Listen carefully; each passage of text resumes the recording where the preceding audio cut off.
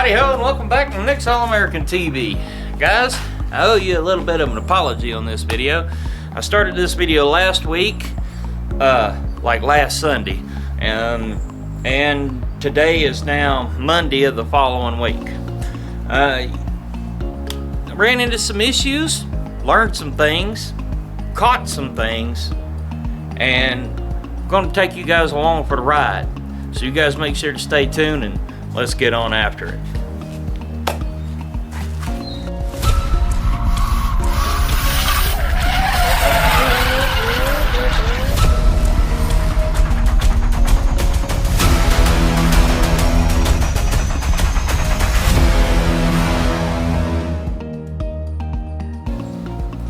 What's up, guys? Welcome back to the channel.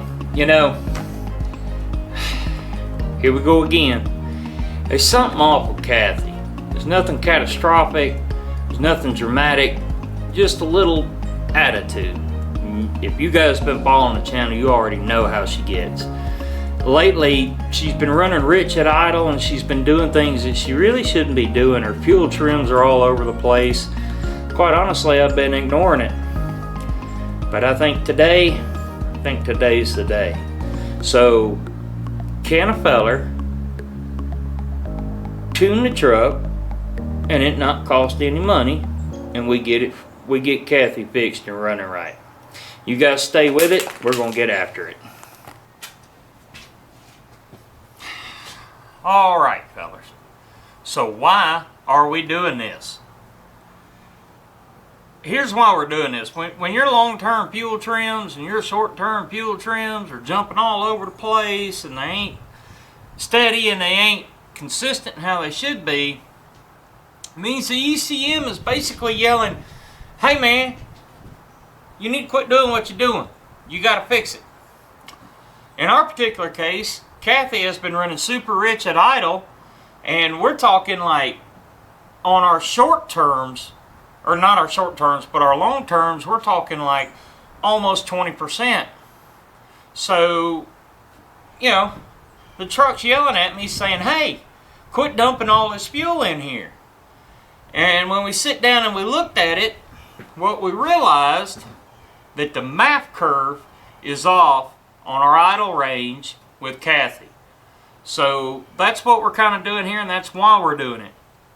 And look at here too, guys. You know, you take this to a shop doing this right here, this fixed, what we're doing today could cost you $500 to $1,000 pretty easily. But I can tell you what, with the right tools and general know-how, we can do anything we got. All right, let's go see what we see.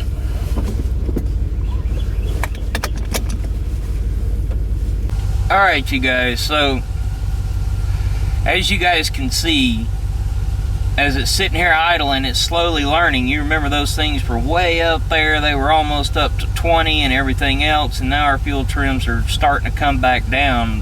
What's happening here is it's learning itself, it's figuring itself out. So we're gonna go drive this thing, we're gonna see how this thing works, and I'm gonna take you guys along for the ride. With the whole dash ripped out, radio and everything else, I can tell you guys one thing. Sure do hope we don't get pulled over. They might think we stole it. Let's go see what we can get into, fellas.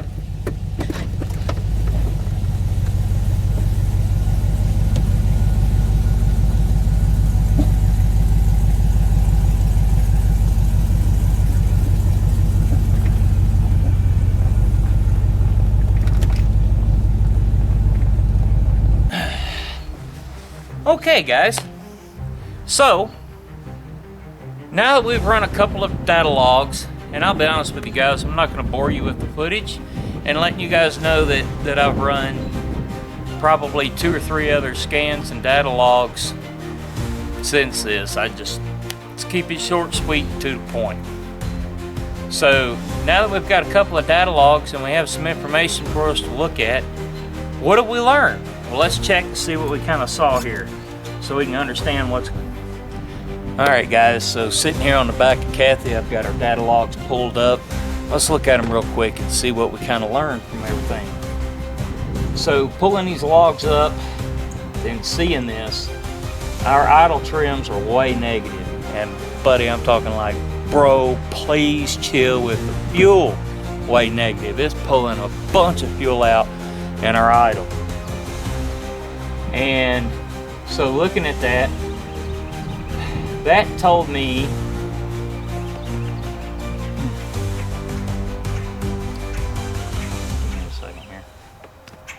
So looking at that and looking at my cruising, okay, looking at my grapple, my cruising, you know, what I'm seeing there, my cruising is perfect, but my idle's a little rich. And so what that tells me is not the whole tune is bad, just part of it, okay?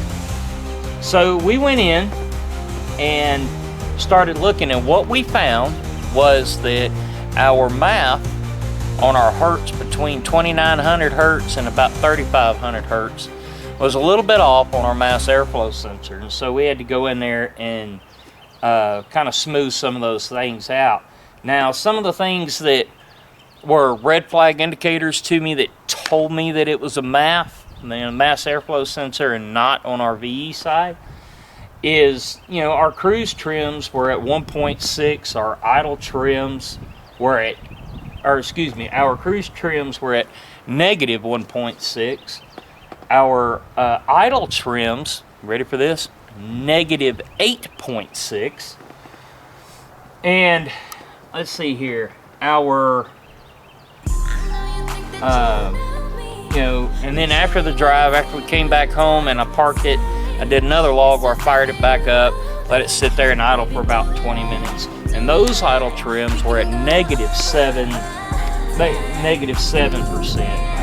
And so now that we can kind of see that, okay, now we understand where we need to fix it at. All right, so we're going to make these changes and we'll see what's going on. Okay guys, so this is pretty much what's going on right here. We have corrected our map. Our histograms and our screenshots and everything show us that our mass airflow graph is right. What our histograms are showing us is that our long-term fuel trims are way off by about, they're showing 18%, but we're going to adjust it. We're going to take out probably about 15% out of our VE, because understand that at idle, coming off a cruise, like you're going down the road 60, 65, you come off the throttle to slow down, okay, that's blended. And anytime we're talking blended low load or idle, okay, we're talking VE, these are going to be leaning towards your long-term fuel trims, okay? So we're going to go into the main VE and we're going to take out about 15%, and then we're going to relog and see where we go from there. Alright guys, so here's the deal. After sitting in Kathy and messing with this thing all morning, it's like 90 degrees in March, by the way, and it is so damn hot. I think that we're right here at the tail end of all this. So what we're going to do is I'm going to take my data logs, I'm going to go in here, we're going to sit down, I'm going to write this tune up, get it ready to go, and then we're going to wait for this blistering sun to go down a little bit and cool off. So tell you what, you guys go grab you guys a cold snack, wet your back neck down a little bit, kick back, watch a movie, and when the sun starts going down and cooling off, we're going to come right back out here and get after it.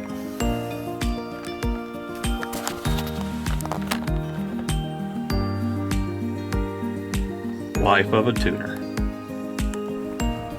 Okay, ladies and gents, now that our sun is no longer melting our skin and we can no longer fry an egg on the asphalt, let's see if we can't program Kathy. Now, I'm gonna take you guys along. This is gonna be real and uncut, unedited, unmessed with, so as it happens, you guys are about to see it. So let's get after it.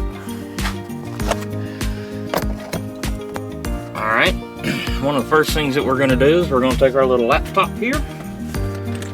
Set that down, put that right there.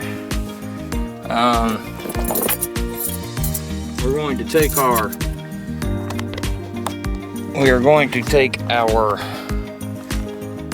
HP tuners, MPVI4, plug it into the OBD2, bring your cable up, around, over to your laptop, and fire your laptop up. Me, personally, a lot of people like to do their own order of things. My order is, this is what I do. I like to fire my laptop up, make sure my systems are running before I even touch the truck. Because, you know, P51. No. Anyway,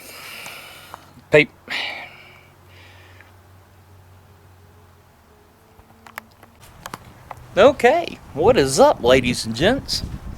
Well, now that we've taken ourselves a little bit of nap, got a little bit of food down in our gullet, and the sun's gone down and our skin's no longer melting, can't fry an egg on asphalt, let's get back to work. Okay? Let's get after it. Now, first thing we got to do, typical, we got to hook our HP tuners MPVI4 up, run our cable up and over to our lefty top, make sure all of our systems are pulled up. Now, you know, some people have their own, where'd you go there? Some people have their own ways that they like to do this, different order of operations, if you will. Me, I like making sure my laptop is fired up, all my systems are open and good to go before I ever even touch the truck, because P59 life, you know. So, yeah. So now that we got everything in, let's turn our keys and let's see what happens. Take you guys along for the ride here. Alright. Now then, we are going to minimize our scanner. We're coming back to that. Go over here to File, open up, and this is going to be our new tune that we're ready to go. We're going to open that up. Okay, when it opens up and all that good stuff. Alright, then we're going to go up here and we're going to hit right vehicle. Okay, so when we press right vehicle, looks like we're not responding.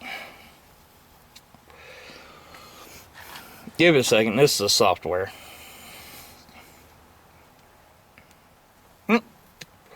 There we are. Okay, now we're back operational. So we're going to click this right here. We're going to turn off high speed because we don't ever want to use high speed with a P59. Then we're going to hit right.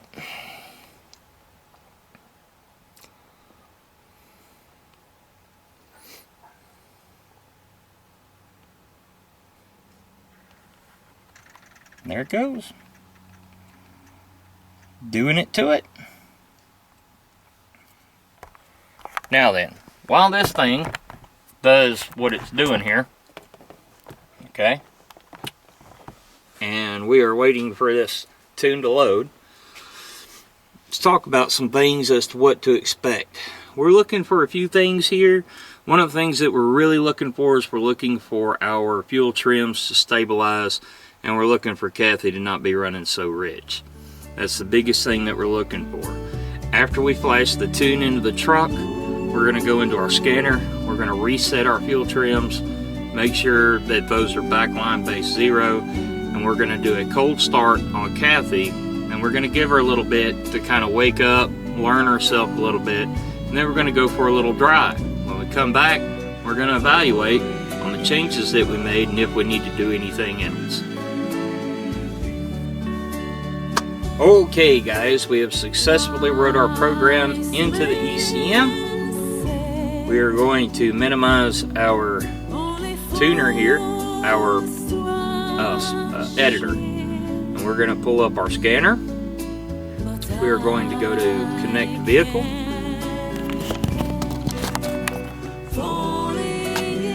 Okay, and go up here. You can see where my little icon is. That's connect vehicle. Now that we have everything connected, alright, the next thing that we're going to do is we're going to stop right here.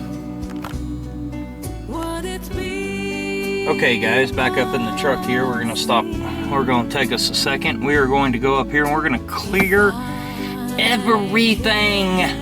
Okay, so we're going to go to right vehicle controls and special functions. We'll go to our fuel. We are going to hit the LTFT reset. We'll exit out of that. Okay. And then, let's fire her up.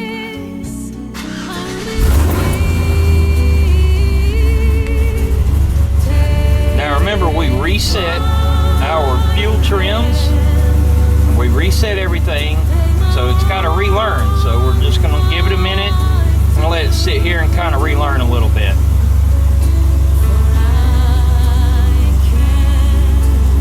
We'll hit the record button here.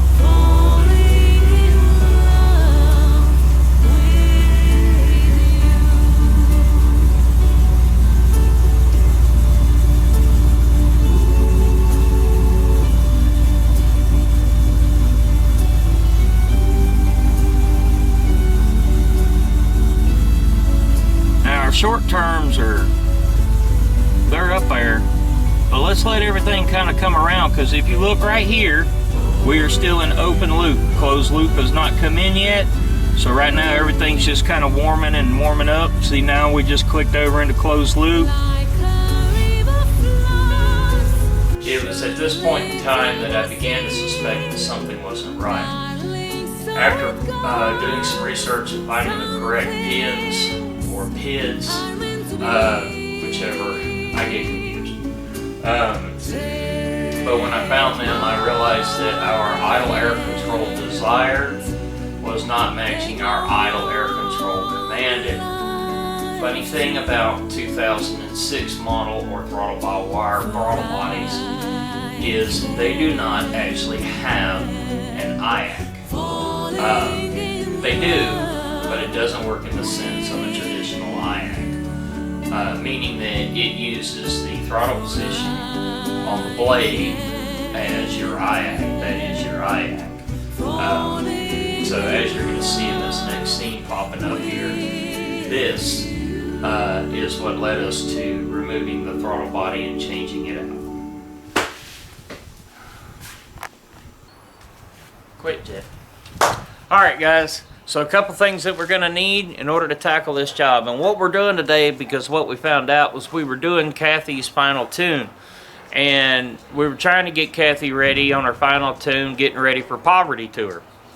That being said, we discovered that the throttle body on Kathy has gone bad. Now the throttle body on Kathy is a throttle by wire, not a throttle by cable. I have learned a lot of information on being able to trouble, diagnose, and pinpoint throttle body issues with throttle by wire over this past week, and I'm going to share all that with you as we go throughout today. Some of the tools that you're going to need for this job: you're going to need an 8mm wrench, you're going to need a 10mm socket, you're going to need, and that socket can either be in 3/8 or quarter. Quarter is preferably, all I have is 3/8, so we'll have to be really careful on the ugga-duggas. So, so you're going to need an 8mm wrench, a 10mm socket. You're also going to need a pair of pliers, maybe a pair of channel locks. This is for the transition cooling lines underneath the throttle body, so we can pinch those off and prevent any kind of leaks or messes. The other things that you're going to need a pair of needle nose pliers, because we're going to have to pull some fuses, and we're going to have to go back into the ECM after we replace this so that we can data log, reprogram, things like that. and we're going to be walking through what you have to do on a 06 3rd gen with a P59 ECM before you can seriously tune them. So with that being said, let's dive in, guys. Take our 8mm wrench here, and we are going to disconnect the ground from our battery.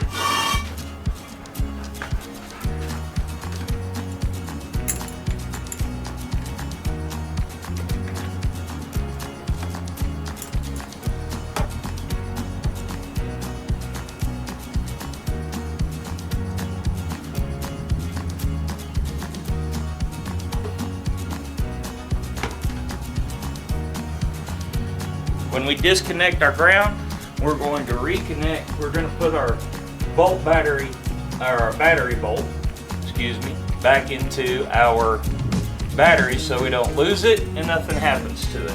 Now we can take our handy dandy 8mm, we can set it to the side. We will be coming back to it. I have taken the liberty, as you guys can already see, I have taken the liberty to go ahead and pull the air intake tube from the air cleaner to the throttle body off. So that is already done. And we're going to have, at this point, we need to gather our 10mm socket, our ratchet wrench, and a small extension. You don't need anything huge or monstrous to do this with. And we're also going to grab a pair of channel locks and a pair of needle nose, just in case our channel locks can't get in there and get what we need. Before we pull the throttle body, we're going to go ahead and we're going to pull these hoses, these transition hoses, off of the bottom of the ECM and go ahead and get those out of our way.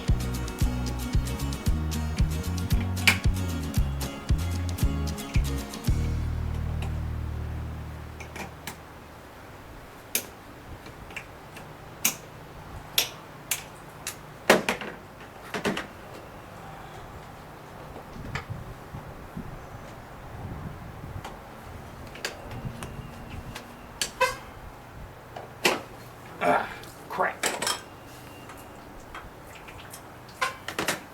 Crap. See, I didn't plug that line. Quit, Stetson. Get out of there.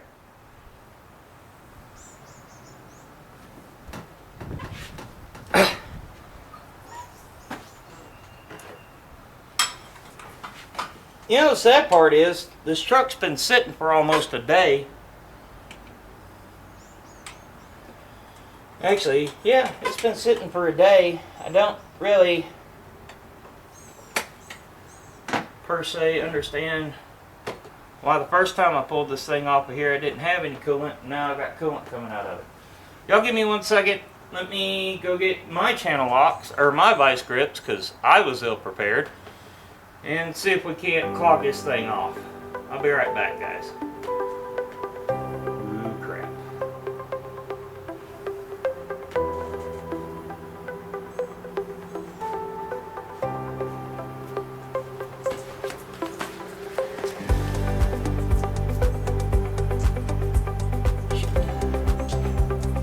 I guess that works too.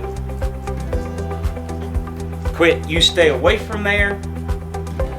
It's deck's cool, so it ain't gonna kill an animal, but it damn sure make them sick. Great. Now we have coolant everywhere. Awesome!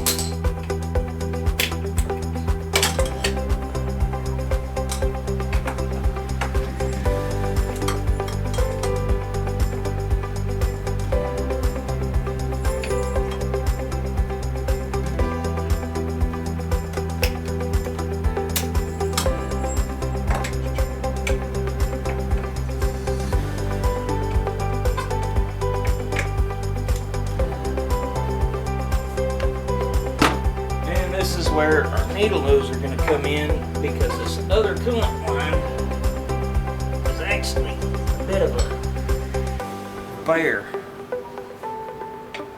So your big channel locks are not going to get in there like you really need.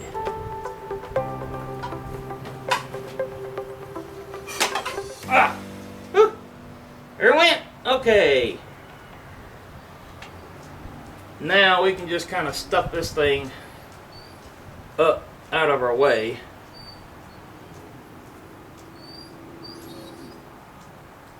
Okay? Alright. There's that. Now, if you don't have it, you might want to have some shop towels handy. In case you do what I did.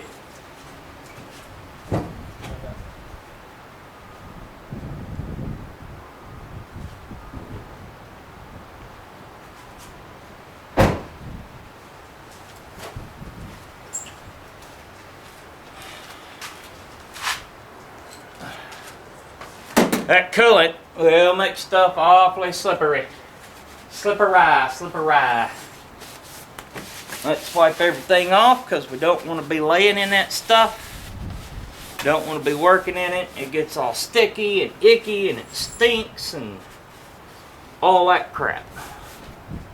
So,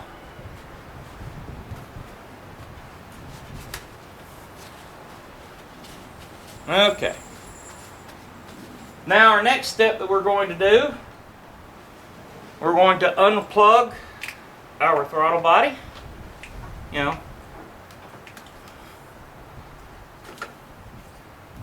And we're going to set that wire out of the way.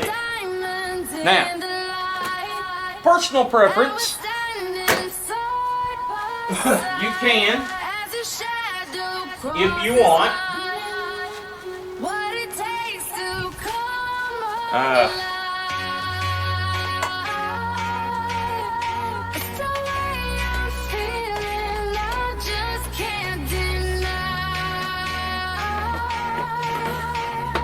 if you want, go ahead and pull your cover off. Your fancy schmancy Vortex cover, because horsepower. Which make life a little bit easier for us. Now that we have everything out of our way, our throttle body's nice and clear, lines are disconnected, electrical wires are disconnected. Now we're going to go ahead and we're going to remove the old throttle body. This is 3 10mm bolts, or nuts rather, on these 06s. If you have an older truck, you may find that if you have a bit of an older truck, you may find that you have a 4-bolt throttle body, and it may be a throttle by wire, or excuse me, throttle by cable. If that's the case, I'm going to tell you right now, these steps pretty much more or less stay the same, except you have a mechanical linkage to undo, okay? And when we get into the diagnosis and the diagnosing of our throttle body later on in this video, that bit of information won't really pertain to it. But everything else should pretty much cross over somewhat. It's pretty well all the same steps. Now, what we're going to do when we remove this is we're going to take each one of these nuts, because I promise you, these nuts are itty bitty. There are 3 of them, and you have to have all 3 of them to do this right. If you lose one of these things, hope you find it. So let's not be like Vice Grip Garage and drop one of these nuts and be like, we'll never see that again, because you can't afford that on this kind of stuff. Alright, now that all 3 of our nuts are off in a safe location, now we're going to remove this throttle body. So pulling this throttle body off with your water pump stuff on is possible. It's there. You can do it. You just gotta be slightly, but not, not so much, but, a little bit more, faster but easier, but slower but faster, And voila! Ba-boom! Throttle body is now off. Cool deal! Now that we've got our throttle body taken off, now that we can kind of see where our throttle body was put in at, we can see our gasket here on our intake manifold, and we can see that we have very minimal oil and stuff. Now here's the thing, okay? Alright, look. There's a cleaner for everything out there nowadays. I suggest you use the proper cleaner for the proper job. When it comes to the intake manifold itself, or intake plenum, yeah, if you really want to, you can use carbon choke cleaner. You can. Me, I've got throttle body cleaner and air intake cleaner, which is the right stuff.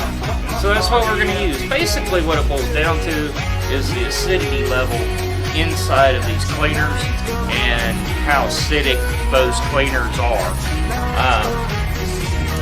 Especially on electronical components, you really don't want to use anything too acidic because it could skew your readings. It could cause deterioration, like in the case of a map sensor or something like that.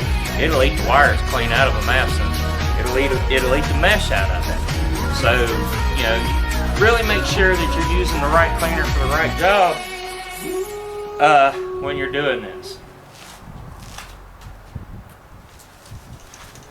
As you can see, throttle body air intake cleaner. Okay, I know, right? Nick, you're doing stuff halfway right.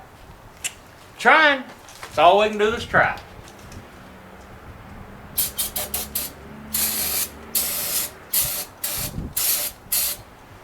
Give that a good skirt down.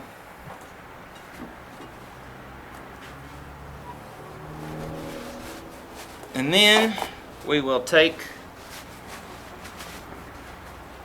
our rags, give it a good clean. We're going to reach all the way up in there as far back as we can get, because we want to get all of that nasty stuff out of there. Don't want that stuff soaking up, being sucked up into the motor, I can assure you that. We're going to make sure our gaskets are nice and clean. Okay. Now that we got everything wiped down, we'll give it another spray down. Let's not lose our sockets. That would be nice.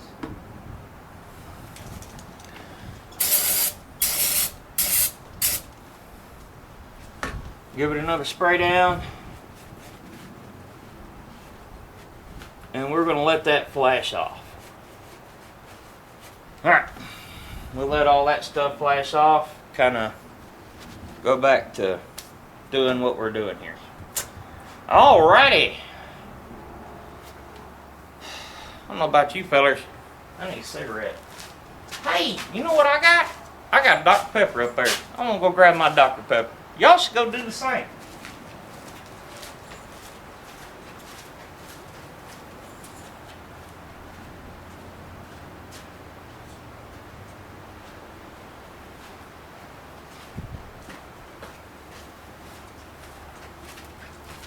Boy, howdy, I tell you what, there sure ain't nothing like a good lukewarm Dr. Pepper on a hot summer day. Know what I mean? What? It's wet, it wets the back neck, and we're gonna take it. Trucking on, trucker.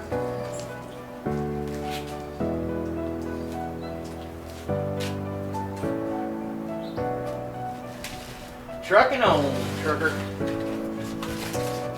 Alright, we're going to get our new one out. This is our new one. And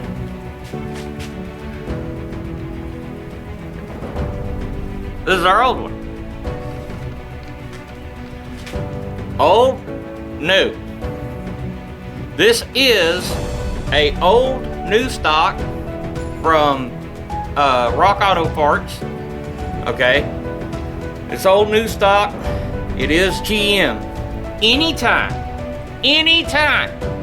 you are messing with a newer model Chevrolet and you have to replace a throttle body or electrical connectors, electrical sensors, you had better do your due diligence and buy nothing.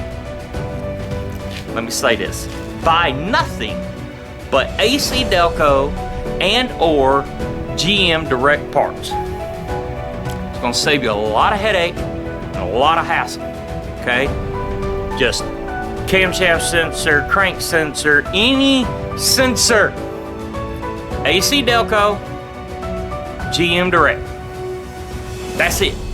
If it's Master Pro, if it's, you know, Sri Lanka Kumbaya, it ain't gonna work. So I'm gonna say this one more time for the nosebleed section. Anytime you are buying something electrical for a newer model GM, you had better buy AC Delco or GM Direct. Nothing else. One more time. AC Delco or GM Direct. That's it. Nothing else. Nope. Stop, George. I see what you're doing back there. Quit it. Quit. Walk away from the aftermarket throttle bodies. I know they're pretty. I know they look cool. I know they're larger in diameter. Stop, empty your cart, back out. Okay? You ain't running a super blower there, George, okay? We ain't talking no Pro Mod nitrous oxide with a standalone ECM. So empty your cart, back away, go buy the stock shit. Call me in the morning, thank me later. Telling you. Alright. Now that we have looked at our two throttle bodies side by side, we've compared them, we know that our new throttle body is a direct replacement and a match for it. Let's put it on the truck. Want to? Well, that's why we came, wasn't it? Now, some things to remember when you're doing this. Okay? Do not take your fingers and go pushing on that pretty butterfly. Don't do it. I know. Look, Suzanne, I just said stay away from the shiny object, okay? Quit touching it. Look, okay, I know it's pretty. See, it's all nice and pretty, right? And it's so big, it just makes you just want to do the old carburetor thing. Go, blah, blah, blah. But it's electronic, and we can't do that. The fun will come when we're really doing it, for real, inside the truck. Alright, our gasket's in good shape. We've given time for our cleaners to flash off and everything to set back down and calm down. Our hoses are off and, you know, out of the way. Now, let's take our new throttle body. Let's slip it on.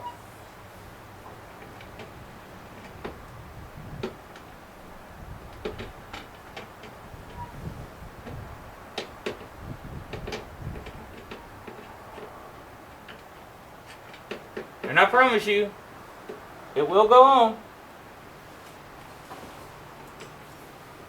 You just gotta, kind of the same thing when we were taking it off. You just gotta kind of mess with her a little bit. If you ever find yourself stuck in the middle of the sea, I'll sail the world to find you. You just want to barely slide it on there. If you ever find yourself lost in the dark and you can't see, I'll be the light to guide you. Find out what we're made of when we are called to help our friends in need. You can count on me. I will say this about it though. 1, 2, 3, I'll be there. It is not the easiest thing to do with that damn coolant line there. I can count on you like 4, 3, 2, and you'll be there. 'Cause that's what friends are supposed to do. Oh yeah.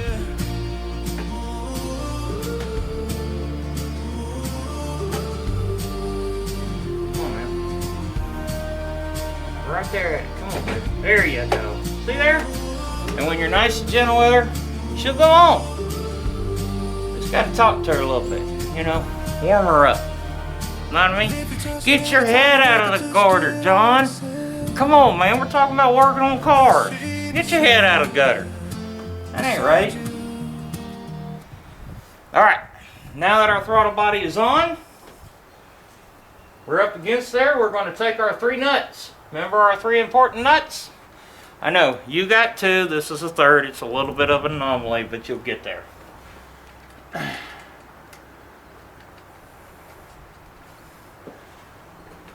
We're going to put our nuts back on, and we are going to go ahead and secure the throttle body to the intake manifold. Okay?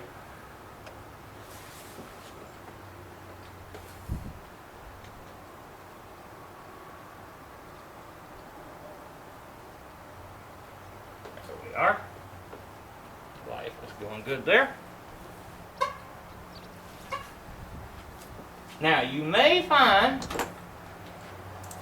that the one closest to your alternator is a little bit of a booger.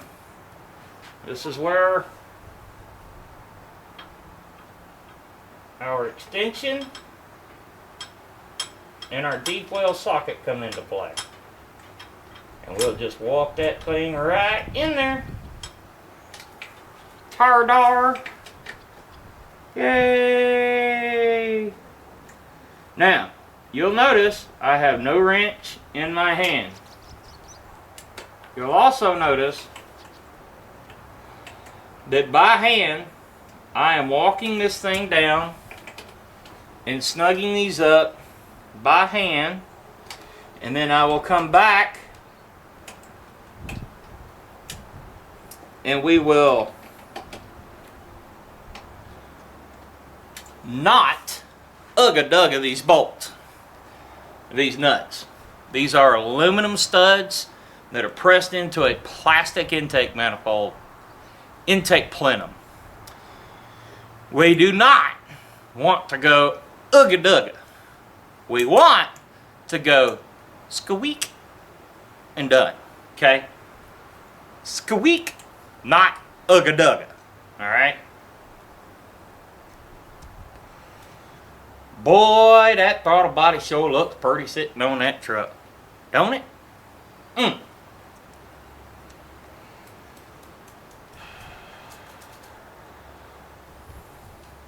Alright. Squeak, not ugga-dugga. Squeak. We will start at the top. Stop. We will go to the bottom. Stop. We will go to the other bottom.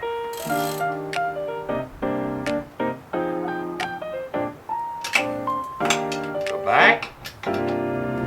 Just a little quarter turn, not much. Quarter to an eighth. Ain't gonna take much here, fellas. That's it. Tight's tight, okay? Tight's tight. You ain't got to be crazy. Alright? Now from here, it's personal preference. The easy next step is clip the wire back into place. We don't do things the easy way around here. We do things brute force because that's the American way. So, let's do the coolant lines first.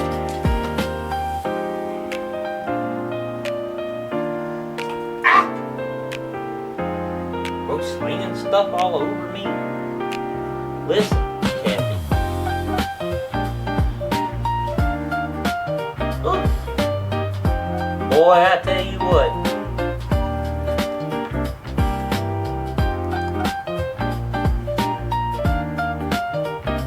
I'm glad the coolant leaked out because it's wet around where it goes.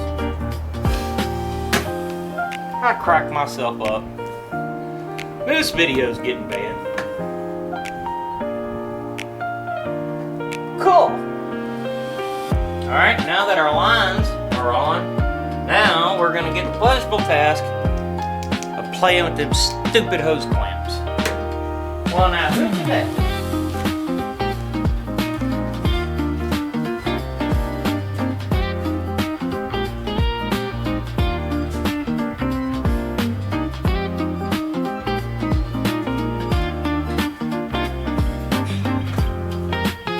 Stupid bill collectors. You guys got bill collectors and spam will call you? I do. I'll pay you when I can, okay? I'll get there. Whenever I become famous on YouTube, make $1 million, I'll pay you. Okay? Till then, you're just gonna have to wait till I get paid so I can pay you, alright? Deal with it. Suck it up. Alright. Where were we? Hose clamps.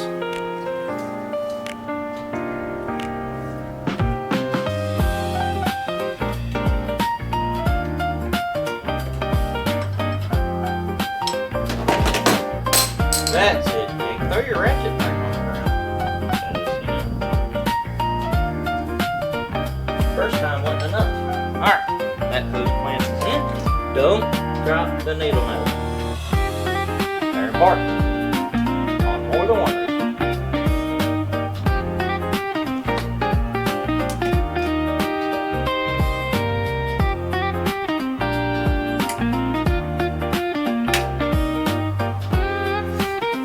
Alright, hose clamps, check. Now we will take our fancy schmancy wire. Ready? Come on.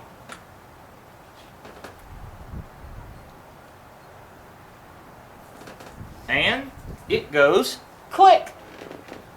Boy, oh boy. Well, that looks good. Hose clamps are in. Everything's in. Let's take our air cleaner. Take this line, put it back in its holster here. Now we're going to take our intake tube. We're going to shove it on there. Hey, yay. Okay, did that. 8. Look there. All right.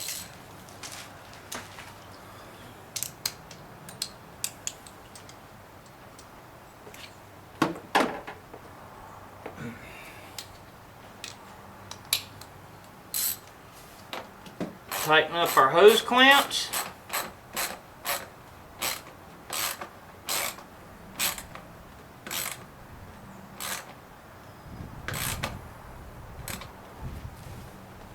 If these clamps are not tight and they leak air, it will throw your air and fueling off, okay?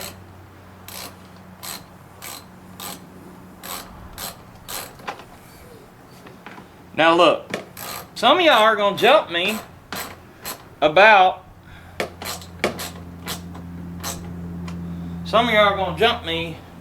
that being up there and about being able to see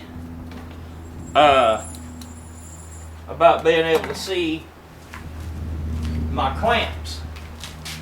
Well, I'm gonna tell you right now, I am definitely the type of person that is functionality over style every time. I'm the one that's gonna have to be working on this thing again, and I don't want to be searching for where in the hell I gotta loosen stuff up at. Okay, that's why I do it. You want to do it a different way, you do it a different way. You handle your vehicle, I'll handle mine. How about that?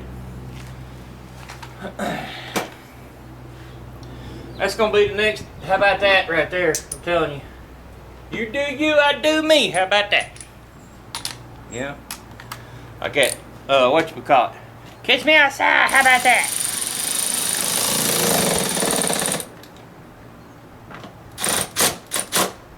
Alright. Everything is nice and tight. We are all hooking it up.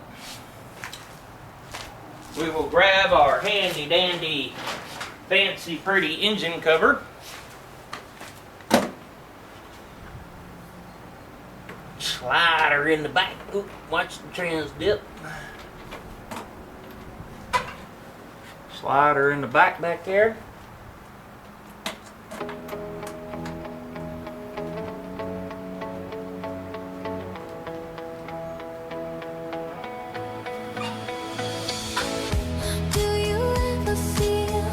Like a plastic bag drifting through the wind.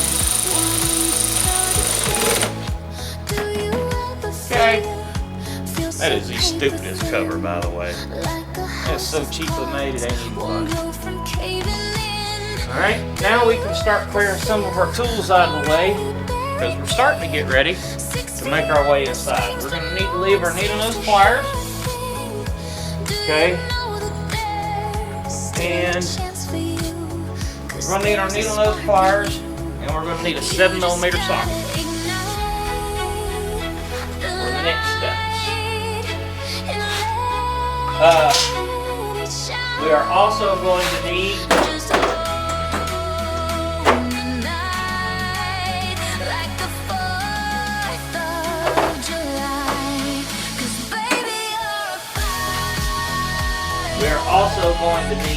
our 8mm wrench, because we got to reconnect the back. So, but we don't need the cleaner no more. Each job is done. Right? Cool. Now,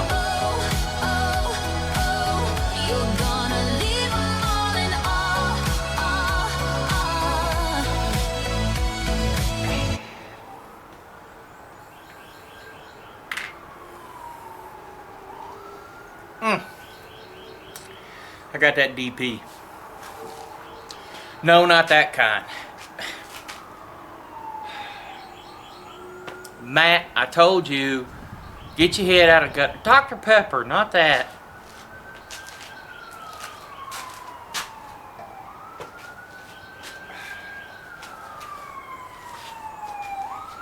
Okay. Uh-oh, somebody got in trouble. It wasn't me. I didn't do it. I was working in the truck in the driveway. Wasn't me. When I heard the po-po come my way. Wasn't me. No.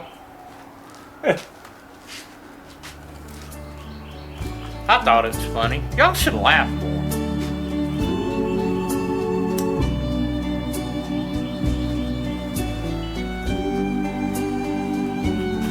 Now we're going to take this throttle body, because I'm going to tell you a little secret. Okay, here's the deal. Before I go messing with batteries and showing you how we're going to tune on the ECM and prep the truck to be able to tune and data log, let me tell you a little secret about these throttle bodies, okay? Now that you've seen me install one. So here's the deal. These throttle by wire throttle bodies, they have an IAC, okay? Just not in the traditional sense of an IAC. Your butterfly valve in here is your IAC, okay, and it's controlled by a stepper motor right here. When these things go bad, okay, they don't throw a check engine code. All right, there's no DTC that will tell you that your throttle body is bad. Okay, and this is why we're prepping the truck for data logging and tuning, because there is no code to show that the throttle body is bad.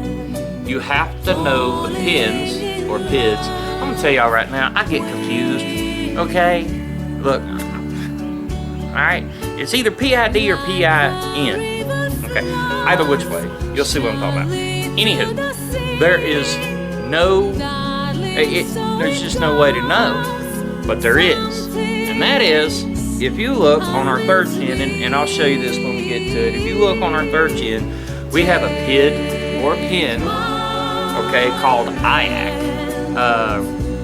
and it's IAC absolute position and then desired position, I think is what it is. I'll clarify that and write that in.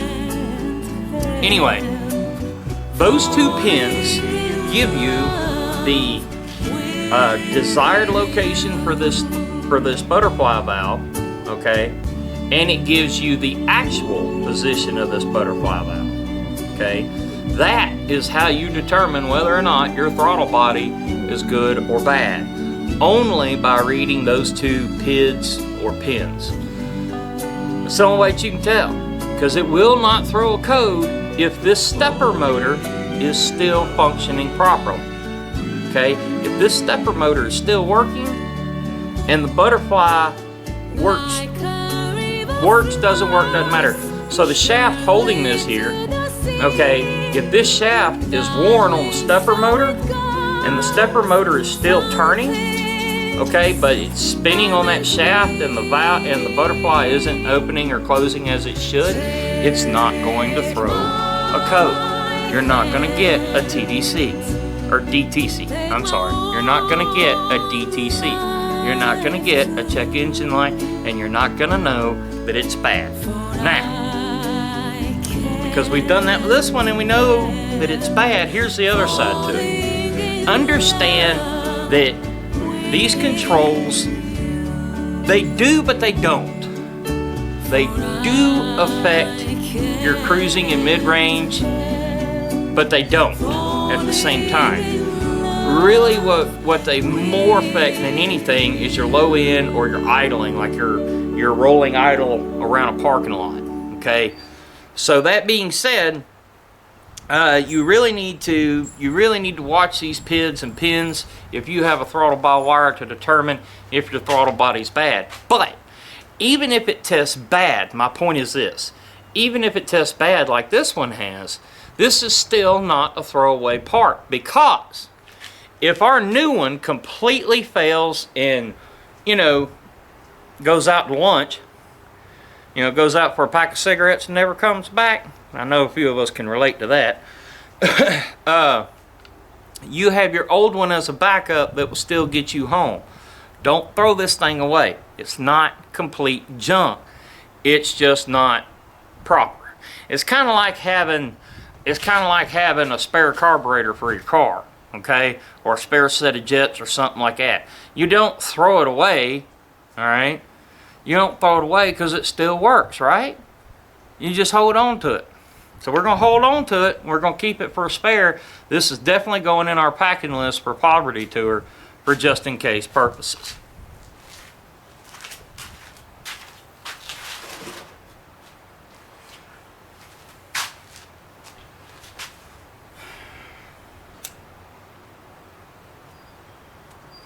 Okay, now that we understand how we determine why it was bad, now that we understand why we're hanging on to it, and now we understand these sneaky little things that GM does. Oh, by the way, you can't just replace the stepper motors in those. They are sealed riveted units, and in order to fix one part, you have to replace the whole thing. Again, that's why we're not throwing it away. Okay, that thing is $200 and I ain't messing with it. Okay, I got a spare, I got a good one, we're good to go. Good enough. It's worth mentioning at this point in time for my guys that are very hesitant about fuel injection and about newer age vehicles and tuning and all that stuff. If you're hesitant about it, let me put it to you this way. IAC stands for idle air control. Okay, the older throttle bodies had actual IACs on them. All right, and you could, if the IAC failed, you could replace just the IAC without having to replace the entire throttle body. That being said, I dare somebody to tell me that a carbureted vehicle does not have an IAC system. Okay, on the upside down, if you take the carburetor off, flip it upside down, you look underneath it, you're going to see a set of transfer slots. Okay, what you want to do is you want to set those transfer slots to where they're a square. Okay, that's what you're looking for, is a perfect square with those transfer slots.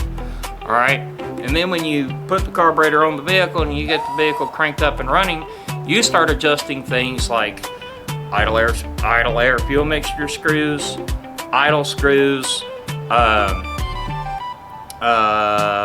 valves, things like that. You start adjusting stuff like that to make the vehicle idle right and drive right.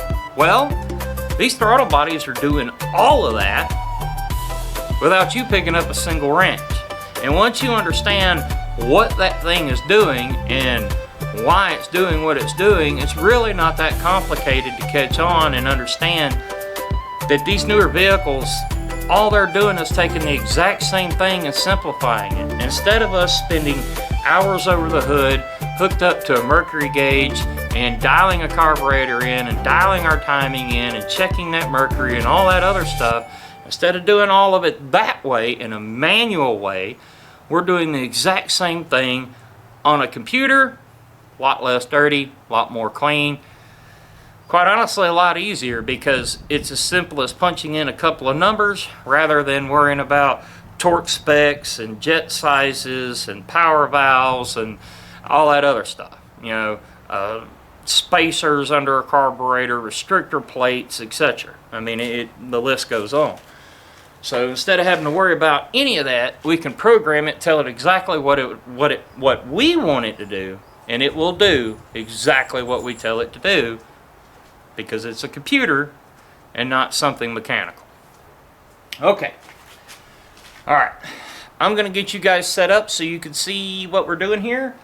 And, well, actually, we have a little bit more work to do underneath the hood, and then I'll get you guys set up where you can see inside and kind of sort of see what I'm doing in there.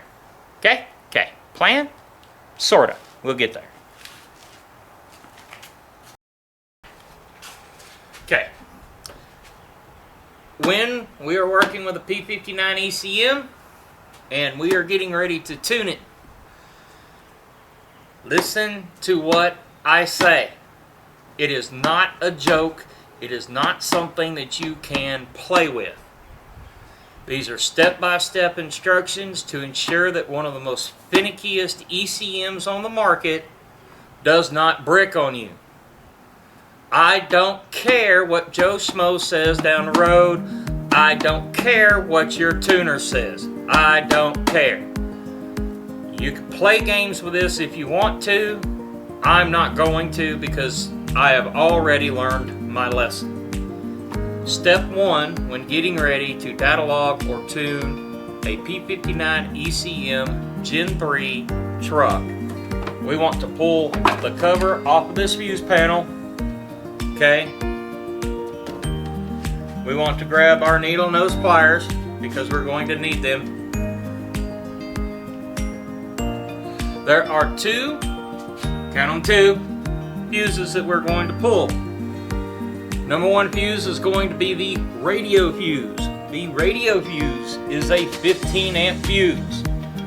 If you are confused as to which fuse it is, okay, there's a diagram right here. It'll tell you exactly where it's located. You look at this diagram, you see radio. It's right underneath the cigarette lighter. Do not pull your cigarette lighter out or your OBD2 reader will not work. So, we're going to pull radio fuse. It's out. Yay.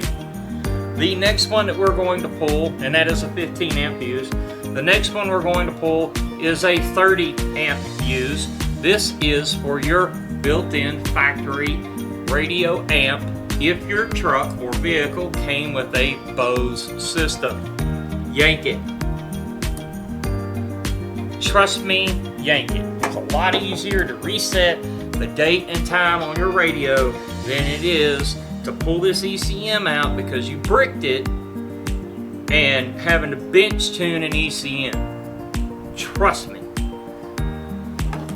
You're going to take your needle nose pliers, you're going to take your fuse panel cover, and you are going to set them off to the side where you are not going to lose them. They're not going to fall, and you're not going to be cussing looking for small fuses.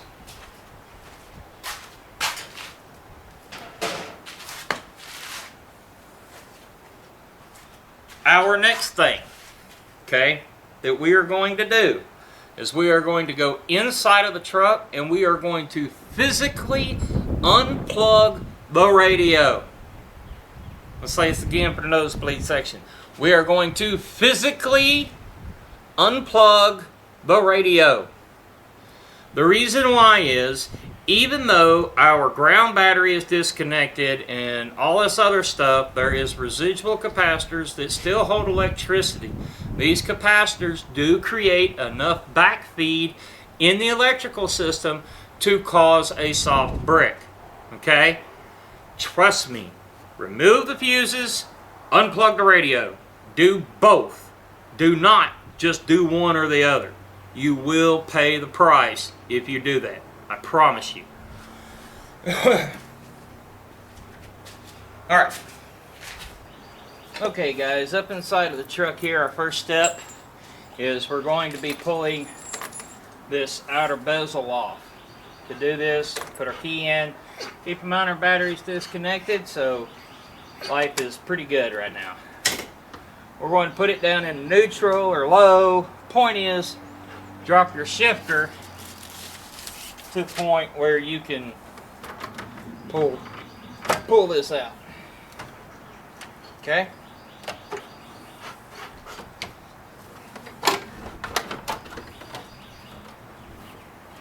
And you see that it just pops right off. We set it down. Now we can see our radio mount screws. This is where your 7mm socket is going to come into play. Take our 7mm socket, you know, kind of make sure everything's broke loose. Now we can use the handy dandy, make sure it's going the right way, and we're going to zip this out.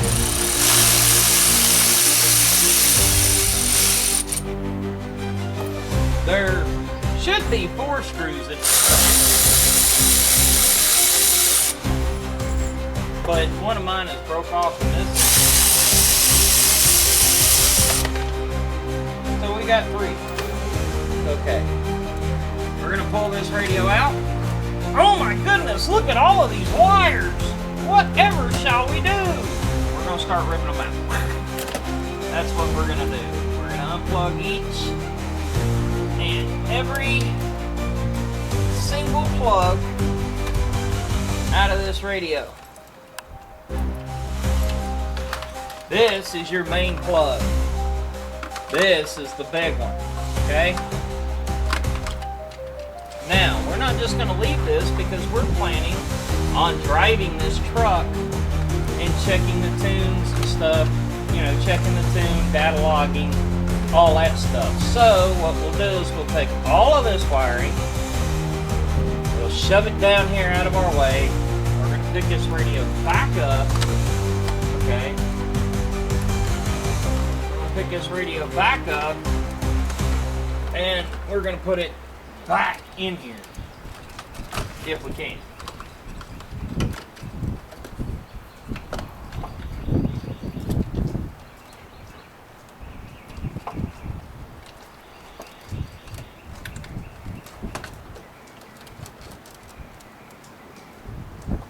This way it's not flopping around while we're test driving, okay?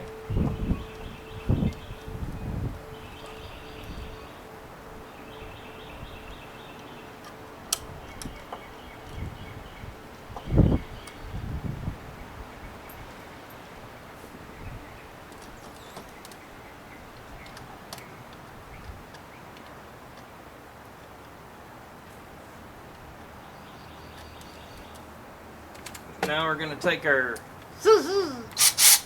and we're going to put these screws back in here.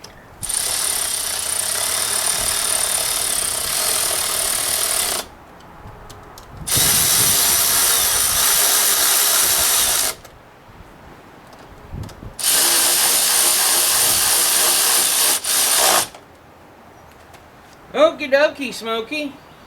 Now that our radio is disconnected, our fuses are disconnected, our throttle body is in and completely hooked up, and everything is ready to go to download and put a tune in, now we're going to go get the lappy top.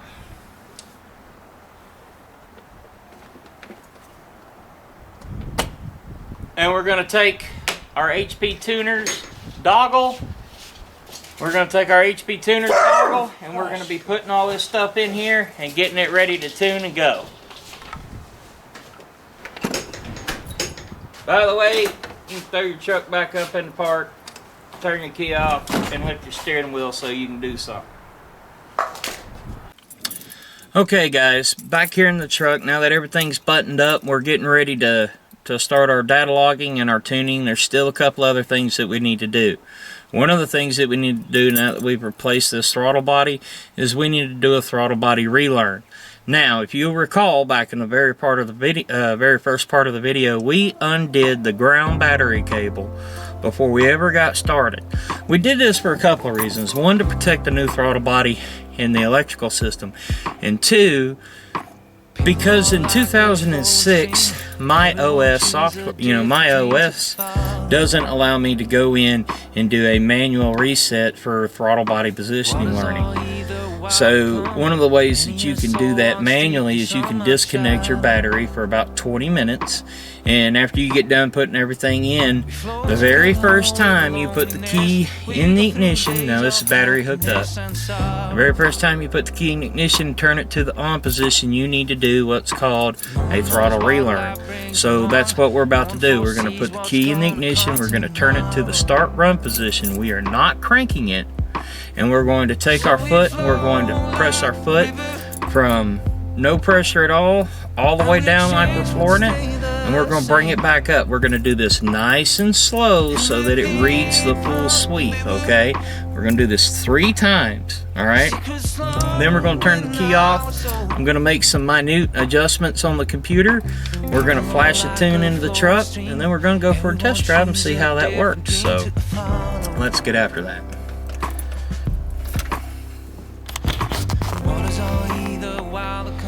Alright, so our key's in the ignition. We turn our key to the on position. We can see down here, no, not touching the pedal down here. Let's see if I can get y'all a better view. Not touching the pedal. We're going to push it down slowly all the way to the floor.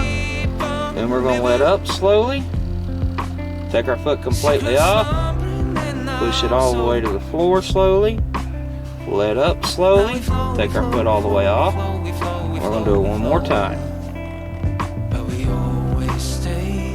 Okay, now we're going to turn the key back to the off position, remove the key. Alright, now that we have done the throttle relearn, really stupid, ain't it? But it beats messing with a throttle linkage, I'll tell you that. That wire clipping in, so much easier. Alright, now we're going to take our old lappy top here. I've got a few things that I got to do to this first.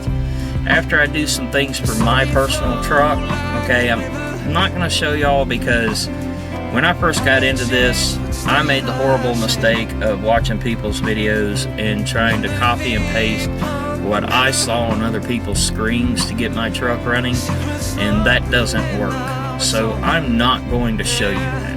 I'm not. Alright? If you have questions about your tune, if you have questions about your vehicle, if it's a 3rd gen or whatever the case is, I'd be happy to talk with you about it. I'll be upfront and honest with you. I've never messed with boosted applications. So if you're running 2-bar and 3-bar and stuff, 2 things. One, probably you're not, you're not out here with me. Okay, you've surpassed me. All right. But if you're running an NA and you're new to all this and struggling with it, definitely reach out. Let me know what's going on. I'll work with you. I'll help you out the best I can. Okay. So, fire up the old lappy top here. Okay, guys. So, coming back in here, now we're getting ready. Now we're getting ready to flash our tune into the truck. So, this is what we're going to do. We're going to turn our key to the start run position. We are not starting it. We are going to plug our stuff into our computer, okay, and then the next thing that we're going to do is we're going to go up here and we're going to hit right vehicle, and it's going to pull up and it's going to say right calibration, which is fine. That's what we want, just right calibration, okay, and we're going to hit right. Now this is why we unhook the battery, we unhook the radio, we pull the fuses out, okay, is because this right here, this, okay, if your radio is hooked up and there is electronical interference back feeding through your radio while you're trying to do this, you will guaranteed brick that ECM. So you always want to make sure that you undo the radio and you pull those fuses out that I showed you before you even attempt to flash a tune in it. Now, side note to mention with that, okay? Side note to mention with that, it's personal preference when you're data logging, whether or not to have this stuff hooked up or not. Some people, they ride around with radio and stuff hooked up when they're data logging. Me, I'm a better safe than sorry type of guy, and I'm okay with that. Besides that, music nowadays ain't what it used to be, so I'm not too offended riding around with, the windows down, just hanging out and relaxing. So right now it's sitting here loading up. Things are doing good. We're moving forward.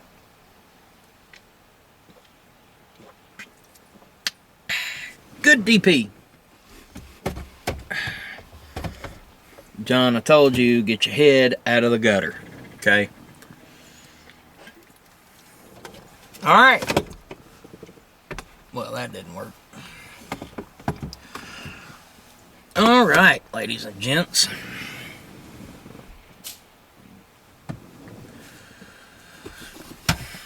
Now that our writing is complete, we're going to close that. We're not going to exit out of our VCM editor. We're just going to minimize it because we might be coming back to that during our test drive. Now we're going to go over to our VCM scanner. We're going to open it up. Okay, we're going to hit connect to vehicle. And it's going to gather, all of it and do what all it's supposed to be doing.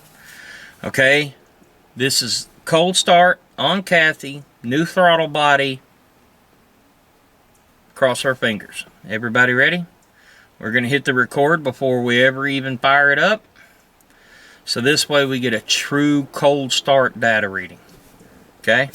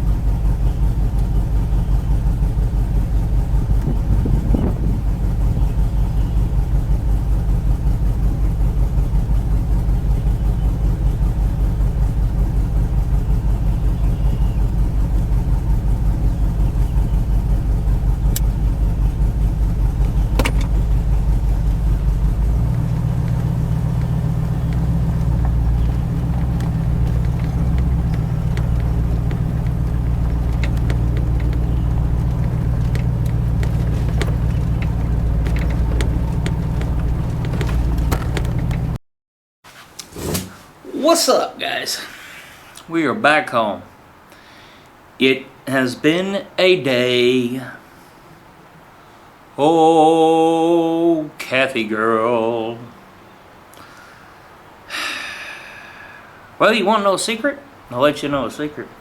The throttle body didn't fix our issue.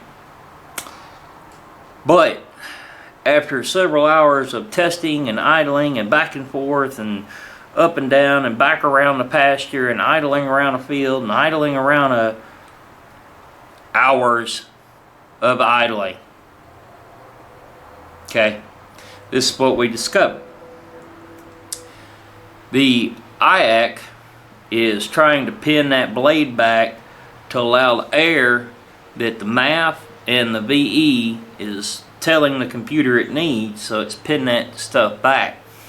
If you drop the VE or MAF values, then the truck doesn't want to run worth a damn, doesn't want to run at all. So what does that tell us? That tells us that our fueling is correct, our timing is correct, everything is correct. But what's the difference, and what will cause this? An aftermarket camshaft. And Kathy, she's got more than just an aftermarket camshaft. She's got an aftermarket camshaft with a fairly decent lift to it, fairly decent duration to it, ported heads, and a 3-inch exhaust. She is free flowing. You know what I mean? I'm free. Yeah. Okay. So we've got this big melter, you know, kind of like yours truly here, you know, big melter, requires some big intake, and we got this little bitty stock intake making it work. Now, after some research, I came across a little trick. I'm going to use the old throttle body to give this a shot, but I'm not going to spoil it because I'm going to save this for its own video to put up just to see for fun. In the meantime, though, we did drive Kathy. We did have a successful day. We did get her fuels dialed back in with the new throttle body. Kathy is running fantastically. I love it. We still have a little bit of timing on our spark tables at wide open throttle. You know, passing gear, we start getting up there in the upper echelon of RPMs. You know, I'd say about 3,600 up there to about $5,000. We're still gonna have to work on that spark table a little bit, check for knock retard, all that kind of stuff. But she's there. She's there, she's done, she's happy, I'm happy. And so with a couple of weeks to go and a countdown clock officially starting, we got a little bit of time to play, not much. But I am curious, so I'm gonna have to give this other thing a shot. I'm gonna have to see if it really does work. And if it works, you guys are gonna know about it. Because I'll be honest with you, this is an old school trick on a new school motor. And I'm kinda excited to give it a shot. So, if you guys liked this video and found it very informative and stuff, be sure to drop a comment down in the comment section. And hey, look, do me a favor, would you? Because it's free and it doesn't cost a dime. Hit that subscribe button while you're there. And if you hit that bell notification, every time we come out with something new, you'll be the first to know. So until next time, guys, always remember, keep the shiny side up and the greasy side down. And I love you, America. Stay safe.